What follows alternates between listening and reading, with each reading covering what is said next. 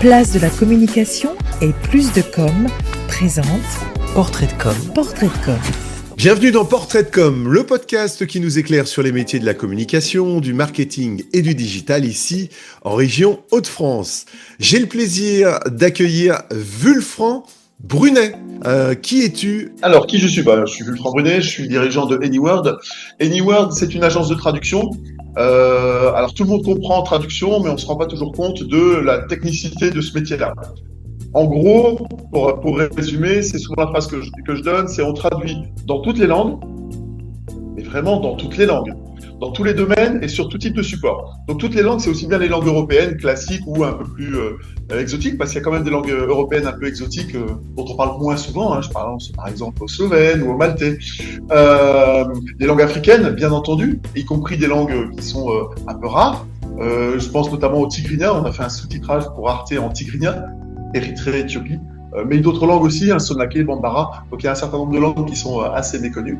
Et puis bien sûr les langues asiatiques, ça aussi on a des demandes parfois un petit peu sympathiques. Donc toutes les langues, tous les domaines. Alors quand on dit tous les domaines, c'est aussi, ça peut être aussi bien du juridique, du marketing, ce qui nous intéresse assez régulièrement à Place de la Com, mais aussi du médical, et c'est extrêmement encadré au niveau européen. Ça peut être du technique, du technologique, des grosses usines. Voilà, il y a une multitude de secteurs différents. Et enfin, tout support. Alors, il y a de l'écrit et de l'oral. Sur l'écrit, ça peut être du web, ça peut être du site web, ça peut être du blog, ça peut être... j'ai un client qui me demande, moi, de traduire toutes ses communications à ça, par exemple. Donc, il est étranger, il veut percer en France.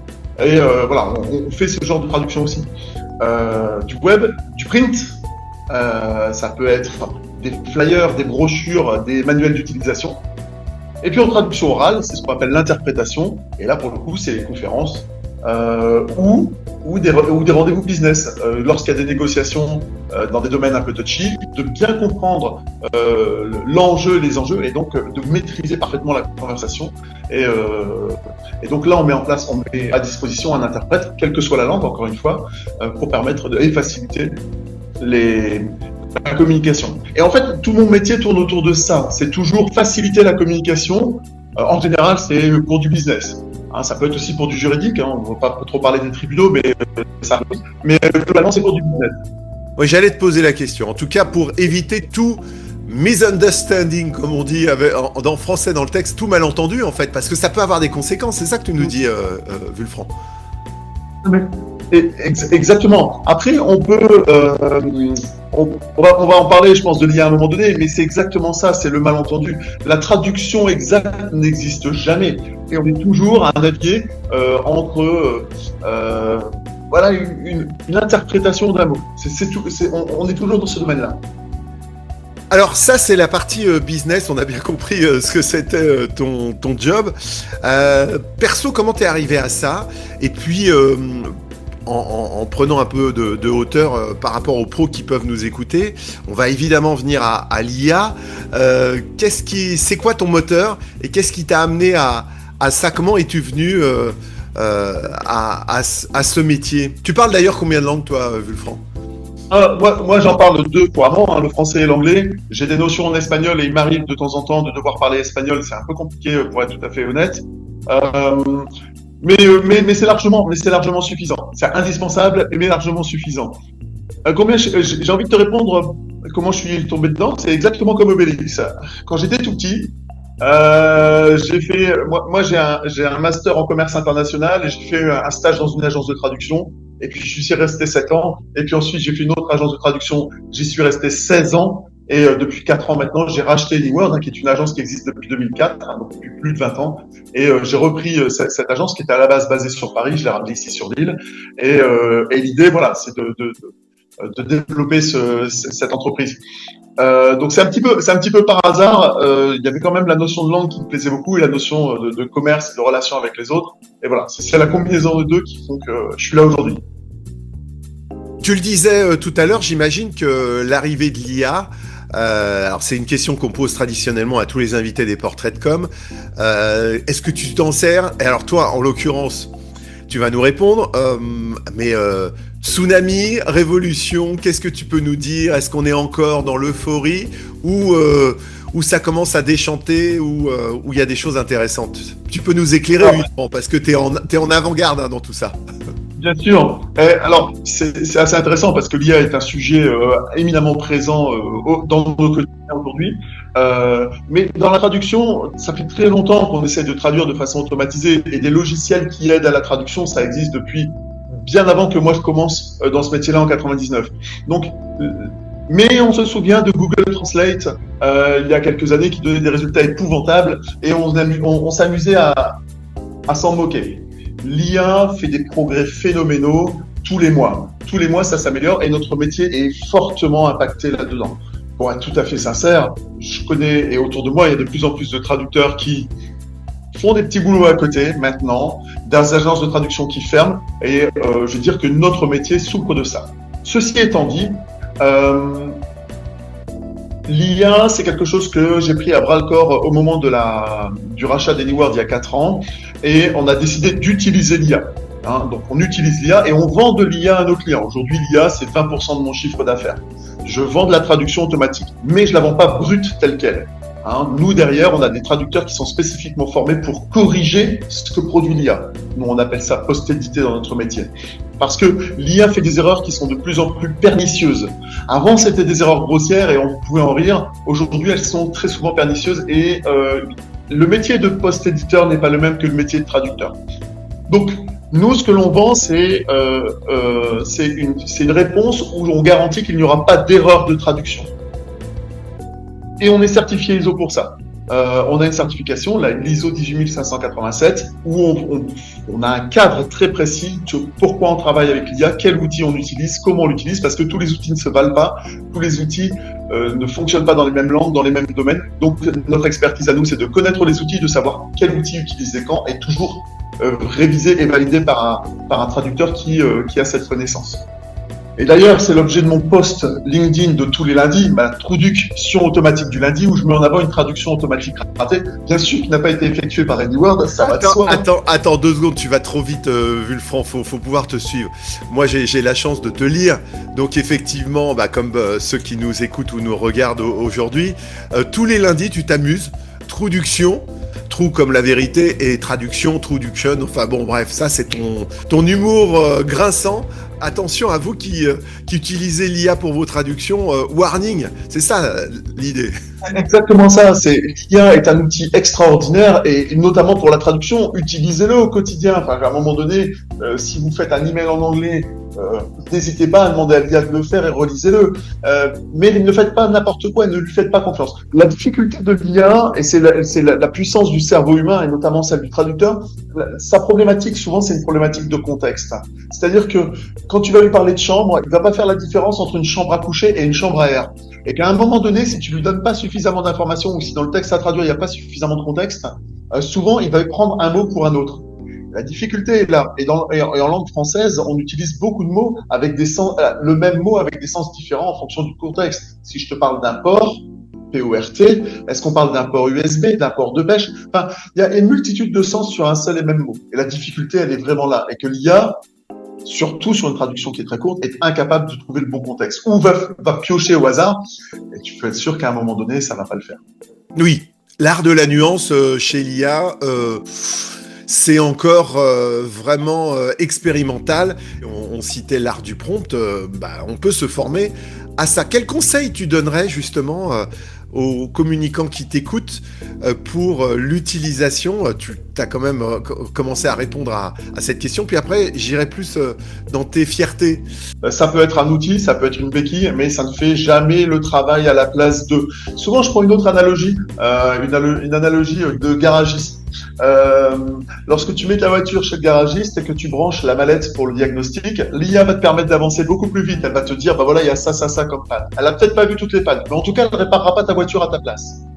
Et en fait, l'IA, c'est ça, c'est une béquille, c'est un outil, ça te permet d'aller plus vite, de comprendre le problème ou une partie du problème, et puis ensuite tu avances. Hein, voilà. Donc, et puis aussi, une mallette, si j'ai une 2 chevaux, je peux tenter de brancher la mallette de diagnostic sur la 2 chevaux, ça marchera pas. Et l'IA ne marche pas dans tous les cas. Et voilà, c'est vraiment ça. Ce que je veux dire, c'est que l'IA est un outil qui n'est pas valable dans tous les cas, mais en tout cas, ça ne reste qu'un outil, ce n'est pas la solution en tant que telle. Ouais, je sais pas si tu l'as fait exprès, Vulfran, mais. Oh, magique. Ah bah non, j'ai pas fait exprès, c'est un exemple que je cite souvent. Oui, Donc, je sais pas, bah, tu sais bien, hein, pas d'airbag, pas de centralisé, hein, pas d'emmerde. Voilà, c'est ça notre philosophie de vie. Ouais. Alors là, évidemment, si vous n'avez pas l'image, vous ne comprendrez pas. Je traduis, j'ai juste un t-shirt de chevaux et puis c'est une voiture à laquelle je suis attaché. Mais ceci est un autre sujet. Je roule avec un exemplaire unique en son genre. Vulfran, côté perso, Vulfran, est-ce que t'as une fierté? C'est quoi avant ça d'ailleurs, les valeurs importantes pour toi en communication? Je pense qu'avant tout, il faut savoir écouter. Ça sert à rien d'essayer de vendre quelque chose, de proposer ses services, de parler, raconter, etc. Si en face on n'a pas, on est bien meilleur à écouter le besoin de l'autre et ensuite de s'exprimer et de pouvoir lui apporter une réponse. Et pour moi, tout est là. Tout est là. Et très, très clairement, aujourd'hui, et c'est pour ça aussi que j'ai repris AnyWord, c'était pour pouvoir être vraiment à l'écoute de mes clients, de mes collaborateurs et de mes fournisseurs. Et en fait, c'est ce triptyque-là qui rend la vie agréable et le business, c'est ce qui fait tourner le business au final. Et si on n'écoute pas avec les oreilles grandes ouvertes, on ne peut pas apporter la solution ou répondre aux besoins du client. Donc ça, pour moi, l'important de la communication, il est là. Il n'est pas tellement dans le push et dans le fait de donner de l'info. Non. D'abord, il faut écouter. Hein. Il y a tirer vers soi l'information, poser les questions pour pouvoir ensuite y répondre. Voilà. Je vais te faire l'analogie. Tu sais aussi pourquoi on a 2 oreilles et qu'une seule bouche. C'est pour parler 2 fois moins qu'on écoute. Voilà. Tu la connais? Ah, merci. Je t'en prie, c'est cadeau. Avant de passer aux fiertés, comment tu te mets à jour, toi, dans la connaissance? Tu le disais tous les mois, mais c'est même tous les jours, toutes les semaines. Il y a un nouvel IA qui va sortir. Comment tu fais le tri dans tout ça? Il y a pas 36 solutions. C'est le test and learn. On teste, on évalue, on continue, on arrête, mais en permanence. Mais j'ai envie de dire, c'est aussi une philosophie de vie, c'est qu'à un moment donné, quel que soit le domaine, c'est pas valable que pour l'IA, mais c'est valable pour tout dans la vie. Aujourd'hui, on est dans un monde qui bouge et qui bouge énormément à tous les niveaux, et que on ne peut pas se former à tout, parce qu'aujourd'hui, les formateurs, si je cherche quelqu'un qui va me former, qui va me dire, il faut utiliser telle IA dans tel cas pour telle langue, pour tel domaine. Mais quand est-ce qu'il a pondu sa formation et quelle est Donc, je pense que l'important, c'est la curiosité, c'est essayer et c'est se tromper. Et c'est important de se tromper. Moi, je me trompe et je me plante en permanence. Et c'est ce que j'adore aujourd'hui dans mon métier, c'est que mes défaites sont mes défaites, elles sont dures à encaisser. En revanche, mes victoires sont mes victoires. Et que quand je réussis, je suis super content. On va parler de fierté, mais voilà. Mais c'est important. Et aujourd'hui, l'IA ou tout, ou même dans la communication, moi j'ai testé plein de choses au niveau communication, plein de canaux différents, plein de supports différents. J'ai eu beaucoup d'échecs, mais c'est ce qui rend la vie intéressante. C'est ce qui permet aussi de savoir ce qui intéresse nos clients, ce qui intéresse l'entreprise, ce qui intéresse les collaborateurs. Voilà. Ouais, ton fameux échec formateur expérience. Allez, on va pas renvoyer. Je sais pas, à chaque fois, j'ai l'impression d'être une machine à citation. Tu sais, j'appuie sur un bouton, soit je ne perds jamais, soit j'apprends, soit je réussis. Alors, tes réussites, Vulfran? Alors, j'avais envie d'en citer 2. La première, la reprise d'AnyWord, c'était à Paris.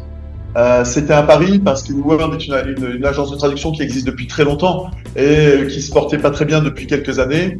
Et donc moi j'ai repris il y a 4 ans maintenant. Et depuis 4 ans, c'est une progression tous les ans. Une progression à 2 chiffres. Et donc, et ça c'est très chouette. Et ça c'est une vraie fierté, c'est-à-dire que à un moment donné, on engage du travail et on s'implique énormément. Comme je disais, il y a des échecs, mais les victoires sont des victoires, des vraies victoires. Et aujourd'hui, moi je sais que j'avance dans un monde celui de la traduction, qui souffre énormément. Et autour de moi, encore une fois, c'est pas rose pour tout le monde. Et je suis ravi et je suis content en tout cas je suis fier, on parlait de fierté, je suis fier de pouvoir dire non, moi je progresse et je ne fais que progresser à chaque fois. Et tous les ans, ça progresse. Et moi, mon autre fierté, c'est que on parlait d'IA, je pense que, en tout cas dans mon métier, on n'y arrivera pas, on ne peut pas s'en sortir sans y adjoindre la qualité. Et la qualité, pour moi, est un élément extrêmement important. Et dès le début, dès la première année de mon rachat d'AnyWorld, je me suis focalisé sur les certifications ISO. Donc aujourd'hui, j'ai 2 certifications ISO. La première, je l'ai évoqué tout à l'heure, par rapport à la traduction automatique. Donc utiliser l'IA, oui, mais pas n'importe comment, dans un univers extrêmement cadré. Donc c'est mon ISO 18587 que je renouvelle tous les ans depuis. Et puis la deuxième ISO que l'on a, c'est dans le domaine médical. Domaine médical, les traductions médicales, donc ça peut être aussi bien du médicament, des autorisations sur le marché de médicaments, ça peut être des tests justement dans le but de ça. Ça peut être ou bien du matériel médical, des implants ou des choses comme ça. Voilà.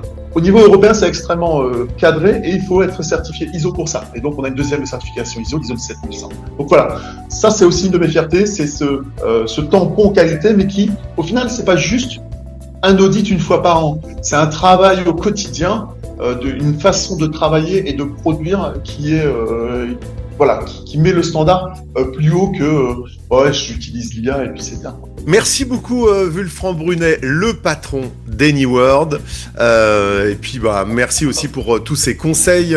Je savais qu'on allait parler d'IA, évidemment. Et en tout cas, merci à ceux qui ont suivi ce podcast. Vous allez pouvoir picorer des tips. Et puis, tu es toujours dispo pour échanger sur les réseaux sociaux. Et puis, ne manquez pas la newsletter du lundi. Tu rappelles son nom? Je préfère quand c'est toi qui le dis. C'est la traduction automatique du lundi. Ce sera le mot de la fin. Merci Wulfran. Merci à vous de nous avoir suivis. On se retrouve très prochainement pour un nouvel épisode de Portrait de Com, le podcast qui nous éclaire sur les métiers de la communication, du marketing et du digital, ici en région Hauts-de-France. Portrait de Com. Avec place de la communication et plus de com.